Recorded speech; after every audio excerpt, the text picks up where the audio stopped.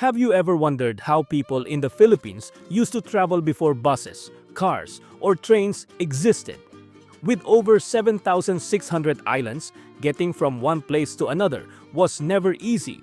Long ago, our ancestors walked or rode boats like the Balangay just to trade or visit other islands. In this video, let's explore how Philippine transportation evolved from simple wooden boats to modern highways and air travel.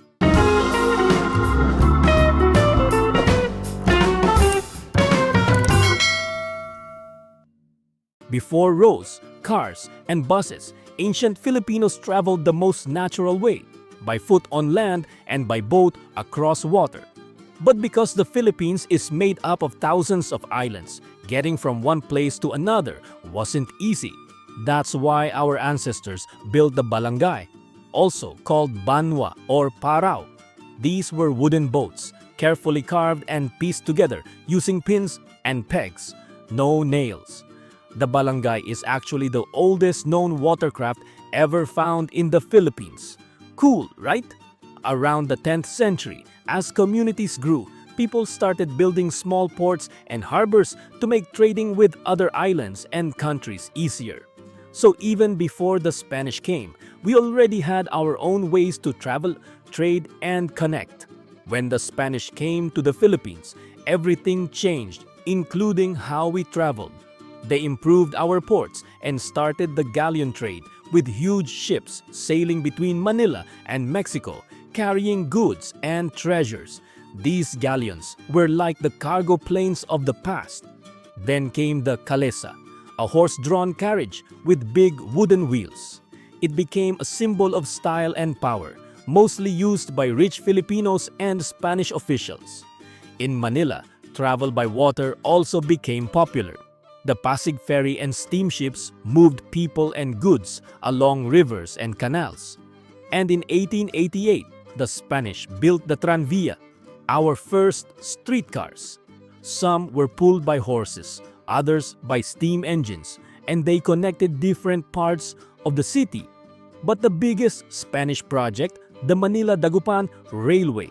It connected the north to Manila and helped transport rice and other goods fast and easy. So during Spanish times, transportation in the Philippines started becoming faster, fancier, and more connected. During the American period, transportation in the Philippines leveled up in a big way.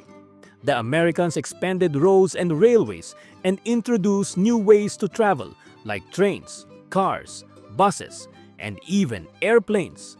In 1905, the Manila Electric Railroad and Light Company took over the old tranvia system.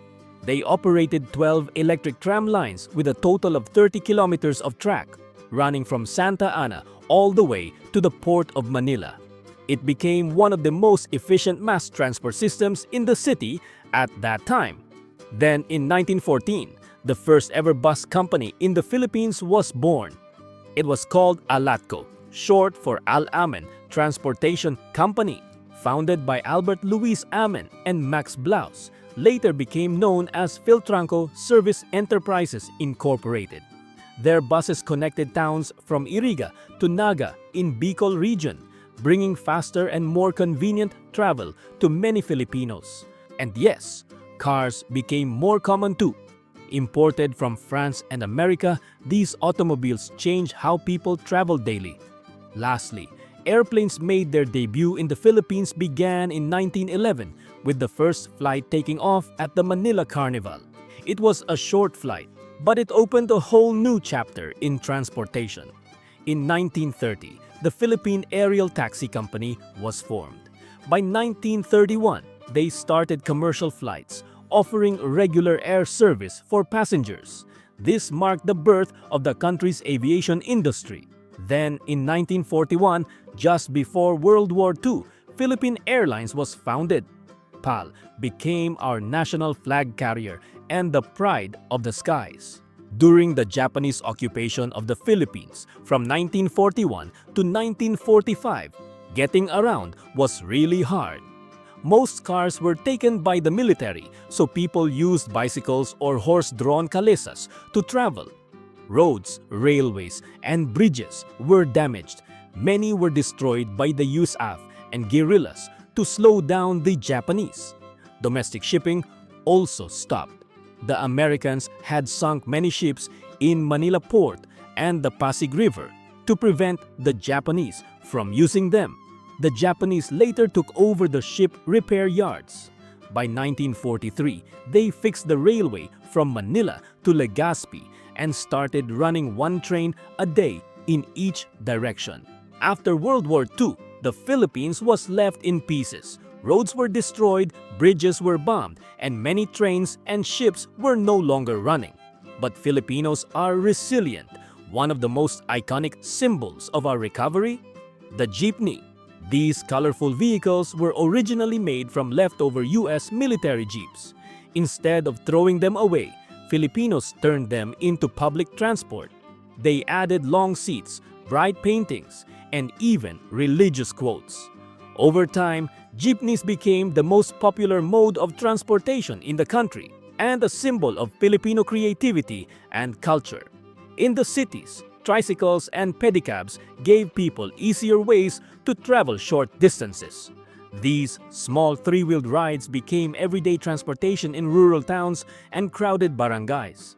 To support this growing number of vehicles, the government built and improved roads and highways like the North Luzon Expressway and South Luzon Expressway. These roads made travel faster between cities and helped goods move more efficiently. In Metro Manila, something big happened in the 1980s, the opening of the LRT Line 1, the first light rail system in Southeast Asia. It helped commuters skip traffic and reach work or school faster. Later on, this would be followed by MRT and other train systems. Meanwhile, air travel also grew.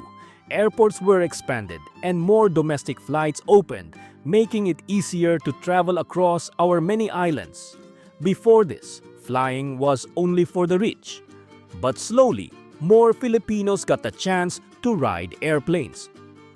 Today's transportation in the Philippines is a mix of old and new, keeping up with modern times while holding on to our colorful culture. Let's start with the most iconic, the jeepney. Originally made from leftover US military jeeps, after World War II, traditional jeepneys became the king of the road. But now, times are changing. With the Jeepney Modernization program, newer, cleaner, and safer, modern jeepneys are being rolled out. These have air conditioning, CCTV, GPS, and even card payment systems. They may look different, but they still serve the same purpose: to bring people where they need to go. Another popular option is ride-hailing apps like Grab, Joyride, and Angkas. With just a tap on your phone, you can book a car or motorcycle anytime. It's a convenient choice for workers, students, or tourists, especially in busy cities where traffic is unpredictable. Now let's talk about trains. We have the LRT Lines 1 and 2, MRT Line 3, and PNR. These train systems help millions of commuters avoid the daily grind of traffic. Right now, major expansions are underway. MRT 7 is being built to connect Quezon City to San Jose del Monte, Bulacan, which will greatly reduce travel time for people from the north. LRT 1 Cavite extension is also in progress, aiming to connect Baclaran to Baco or Cavite. Expected to serve around 800,000 passengers daily. LRT 2 East extension already added 2 new stations, Marikina and Antipolo, making it easier for eastern residents to get to the city. These projects are part of the government's goal to create a more connected, rail-based public transport system in Metro Manila and nearby provinces. As for the PNR, its Metro Manila operations were suspended in March 2024 to speed up the construction of the North-South Commuter Railway, NSCR.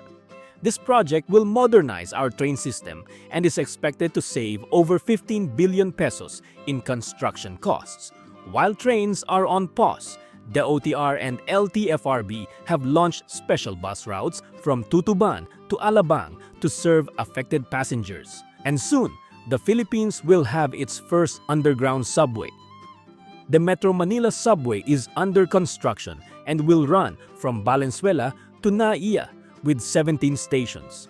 Once finished, it can serve up to 1.5 million passengers a day, giving us a faster, flood-proof way to travel through the metro. Phase 1 is expected to be done by 2025 and the full subway by 2027. And of course, as an island nation, we still rely on ferries and ro-ro ships to connect Luzon, Visayas, and Mindanao.